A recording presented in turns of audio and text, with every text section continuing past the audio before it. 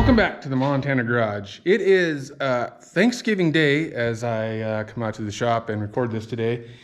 I thought I was going hunting this morning with Trey, my son, but last minute yesterday he got a call from some of his buddies to go with them to go to a secret spot where they've been seeing some bulls.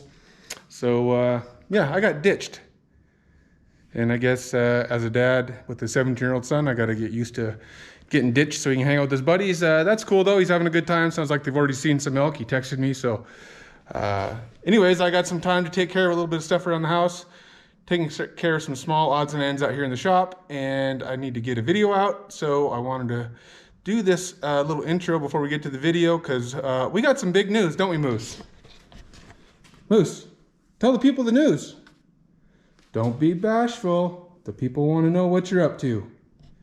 Let them know. All right, here's your chance. Speak now or forever hold your peace. He's shy, so I guess I'm gonna have to let you know. Mr. Moose here, even though he don't want to brag about it, he is not necessarily the star, but he is in the cast of characters in this awesome little children's book that my wife and daughter wrote together. So how it started was my daughter is she's going to college out in New York, and with all this COVID crap, she's been in quarantine a lot. So my wife sent her some watercolors, something to do to pass the time, do some painting. My daughter is she's maybe not necessarily known for being an artist. She's more of an athlete. She's a soccer player, but she painted this cow, and my wife saw it, and my wife just loved it, and she's like, that cow needs to be the star of a children's book. So this is Henry, and this is the illustrator's version of Henry, and this is the book they wrote, Friends on the Farm, Henry Finds His Groove. So it's kind of an inspirational story about, you know, trying new things, and if it doesn't go right, well, you try again, right? So just a couple pages here. That's Moose there, and Henry baked some muffins and they burnt, you know, so that's one of the little things we got going on. And I don't know. Just a neat little book. My wife teamed up with, there's Moose again laying on the counter. He does like to do that at our house. Teamed up with Brittany Paytek, or I think is how you say her name, a young college student here at the Montana State University. So she did the illustrations. It's got a neat little activity page at the end.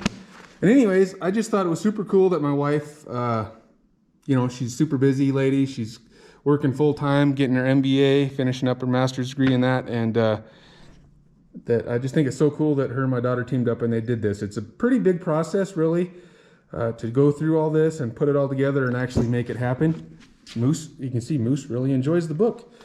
So this is a proof copy, so you know it's got this little not for resale on it, but they are for sale. The book has gone live. It's on Amazon.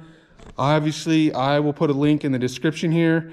And it seems like I'm always asking you guys for stuff. You know, like, share, subscribe, all that stuff. And I hope you're doing that. I'm gaining subscribers all the time, so I know you guys are. But it'd mean, you know, an extra lot to me, or be extra special to me if you guys would help support, you know, my wife and daughter in their endeavors with this little book. You know, they don't plan to be, you know, become millionaires from writing a children's book, but it's a really good book. It's Christmas time. I know a lot of you guys are a little older like me, and you probably got kids and grandkids. Anyways, it's a perfect time to buy a kid's book, right? So it's really easy to do. You can search it up and find it on Amazon, but what I'll do is I'll put a link in my video description, just if you're watching this on the computer. I don't know how it works if you're watching it on the TV or whatever, so you might have to go to the computer. And then right below the video, there'll be a video description. Click on that. In the video description, I'll have a link that will send you right to this book. And then click on that and buy it. And then that supports my wife. And then if you buy it through that link, it also supports the channel here. Montana Garage will get a little bit of a kickback on that. So appreciate, as always, all you guys watching and liking, commenting. If you could take a few minutes to go check out this book. And then if you do buy it, I'll throw in some Montana. Let me know. I won't know, you know, unless you email me, send me a message on Instagram or something. If you buy it, let me know. I'll send you some stickers. And we actually have, we don't have any Montana Garage Moose stickers, but we do have some Friends on the Farm stickers that my wife got to promote the book. So we'll throw some of those in there too. I can't remember if Moose is on one or not, but we need to get a Moose sticker out here, don't we? Anyways, thanks. That's it for the business for this time. I appreciate you guys as always. This video, we're going to be working on the frame. So let me know what you think about that. I think we'll work on the frame for a little bit. One of the pieces and parts in this here long box is the transmission cross member. Obviously I can't put that on until I know exactly where it goes. So my plan is once I get the front end together, still waiting on parts, we'll slap the motor in here and then we can figure out where the transmission cross member goes and put that bad boy in.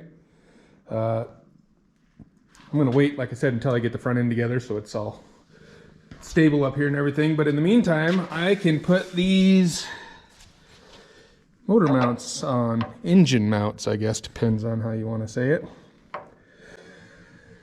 So to do that, Moose and I got to get rid of these rivets, 2 on each side, and yeah, so then that goes on there like that, and then you drill a hole and bolt it in, or you can weld it. But I think what I'm going to do is get these off of there and get it bolted into these spots, and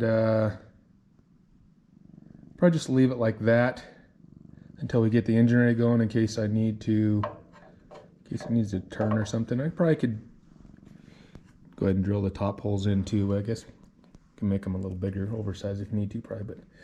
But I was gonna weld these in probably as well as bolt them, just so I knew they were there, but means I got everything all painted. I don't know, I guess bolting them should be fine, right? Maybe throw a little Loctite on them. Maybe throw a little Loctite on them. The original front motor mounts, I can't remember if they went here or here, but they were just bolted, you know. Rear mounts were just bolted to the little, you know, frame extensions right there, whatever. I called them frame horns before, everybody got mad at me for that, even though I've heard other people call them that. But I know these are also called frame horns. Anyways, these things I cut off, that's where the bell housing mounts were. None of them were welded in. So we'll probably just try to bolt them in. Should work, right? So I don't want to destroy the paint too much. I'll probably maybe throw a little tape on here and then hit the head of the bolt or head of the rivets with the grinder a little bit slowly. I don't want to make a bunch of heat, but I'll try to kind of flatten them out at least, where I can get a good center punch on it and then drill it. So a combination of grinding and drilling. Maybe I should just drill, but I'm going to try to grind off a little bit without creating a bunch of heat. We'll see what happens. All right, threw a little tape around here to protect some of the surrounding area. A little bit, make it look like a care at least, right? Threw the old safety glasses on because I do care about my eyeballs. And I got some hearing protection here. And even some gloves. Boy, we're going extra safe today. So I'm just gonna, like I said, slowly. Oh, I guess I need some juice for this guy. I already didn't do anything. Hopefully this is charged at least a little bit. And we'll see if we can slowly kind of flatten these out without doing a bunch of other damage.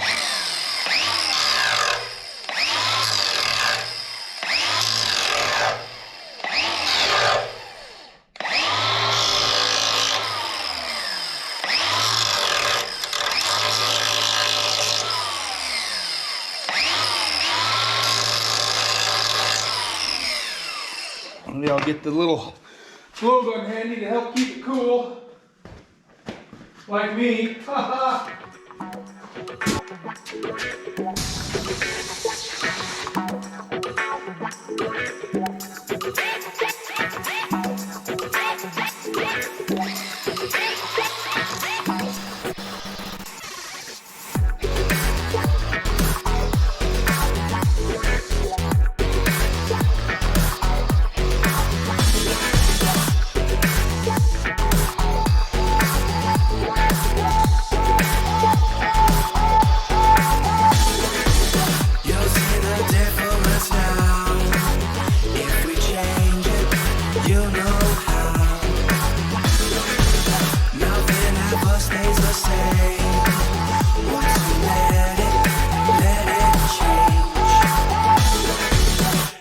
like a family tree.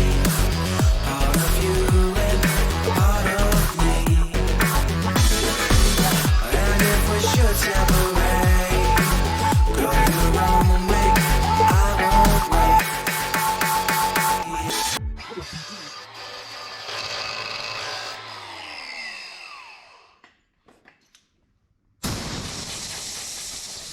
Well, let's see if I went far enough to see what happens when I hit her with the Ooga air hammer. See what kind of damage I can do with this bad boy. Probably slide right off of there, I'm sure.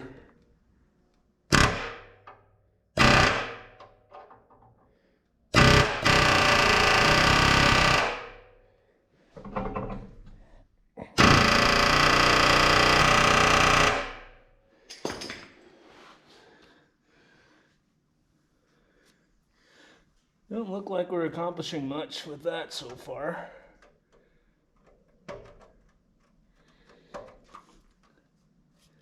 I need to grind a little further, but I was hoping.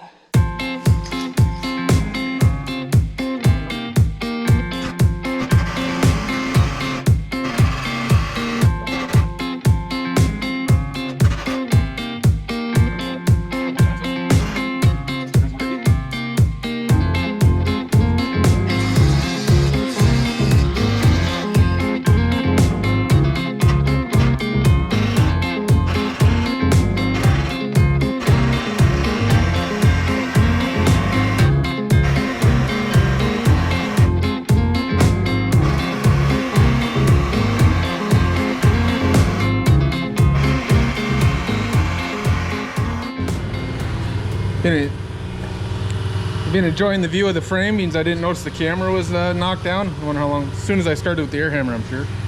But there we go. I got these two out. We got a little residual damage there, most of which will be covered. Looks like a little bit where I got it down here won't be. So next time I'm priming, I'll just touchy that up with a little, maybe even a little brush primer. Nobody's ever gonna see it. Don't tell anybody it's there and they'll never know. Deal?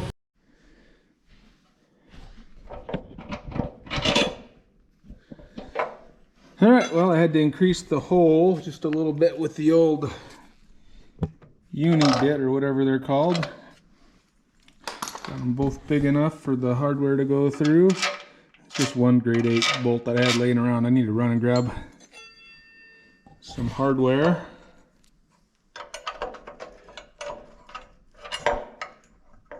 Kind of hard to do when I'm holding the camera, so you can't see anything anyways. I don't even know why I'm holding it still. You guys get a good, maybe you guys saw the, I can't even see the lava lamp. I didn't figure you guys needed to watch me do the same thing I just did over there on this side, but I got this one on and I did a little better job. You don't see any grinder marks or scratchies down there. Sorry to make you dizzy. What's your guys' input or vote, or who knows more about this than me? I was gonna just use grade 8 hardware, you know, flat washer, grade 8 bolt, and lock washer. So I was grabbing those, and then I saw these, also grade 8, but they're like a locking flange nut. So I'm guessing maybe you don't really need a washer because it has like the washer size head, and then the nut has like a lock on it. You know, you can only get it started so far. More awesome camera work here. You know, you can only get started so far by hand, and then it, you know, it kind of grabs because it's got a little locking mechanism in there. They tighten up with the wrench, obviously. I decided to use the flange bolts, but you know, I can change them if you guys or somebody that knows more about it than me thinks I should use the other stuff. Tried to do a little Google research on it, and just like anything else, some people say use lock washers, some people say use flange bolts. Anyways, I don't have these holes drilled yet. These are just kind of loose in here. I don't know if a guy should maybe wait till I get the motor kind of in here, or, I mean, they're not going to go too far, I guess, but I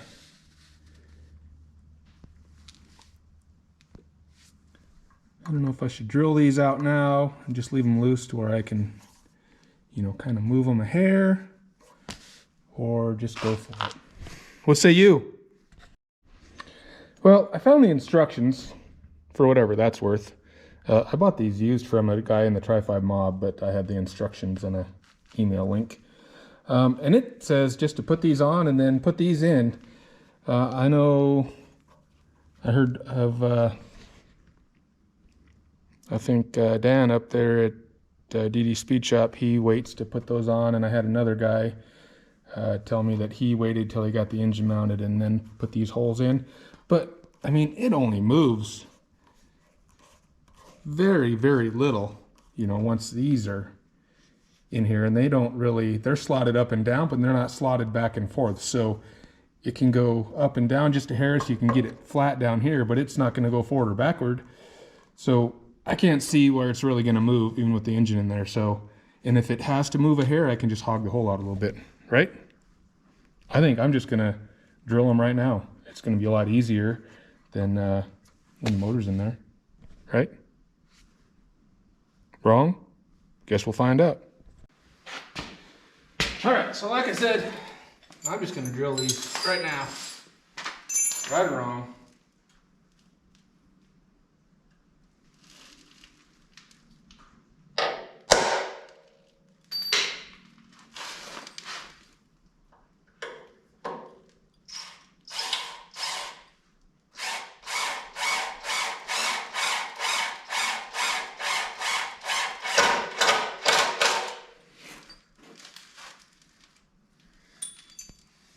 Center punch it, drill a little pilot hole.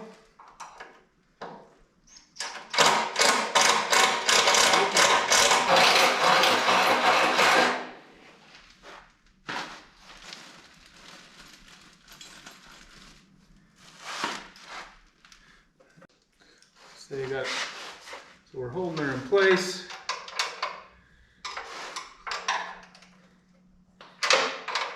They will move around just a hair if I need them to, or I can hog the holes out. And then another bolt question. So if I'm using these flange bolts, they're like a locking flange bolt. Should I still be putting some Loctite on these things or something? I'm not doing it for now, because I may have to loosen and wiggle them around a little bit, but I think I should put some Loctite in there once I get the engine on here and get it exactly where I want. You know, I take them out one at a time and Loctite them and then tighten them back up. Good idea? Maybe. Couldn't hurt, probably. You know, a guy could even take a little paint off here and do a little weld along each one, but I don't know. I mean, tell me why bolts won't work. They should work, right? The front motor mounts were bolted in before. All the motor mounts were bolted in before. Yeah, hopefully they'll be making a little more power. But, I mean, these are designed to be bolted in, so that should work, right? We'll do the other side now.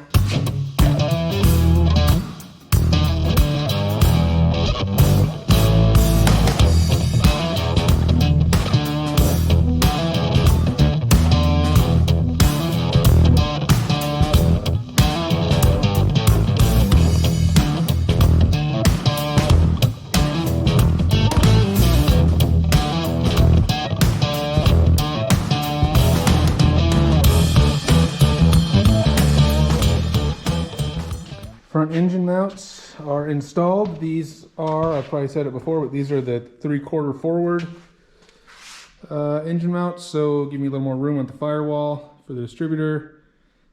Hopefully, I guess it's probably gonna make my drive shaft too short. I think I should have plenty of room at the radiator still. Gonna change maybe like my header clearance. So hopefully all that stuff is still gonna work. Hopefully. I do have a transmission cross member. That's what's in the long box here. It's this guy from CPP. It's just a bolt-in application as well. Obviously I can't put that in until I know where it goes. So again, waiting on front suspension. Get that on, then we'll set the engine and tranny in there and figure out the cross member. Go from there. Oh, and I've kind of decided, it's not a for sure deal, but I'm looking at a new Quick Performance Ford 9-inch. I think that's the way to go, but yeah, it's a little spendy, but you know, if you got the credit card out, might as well just keep on using it, right?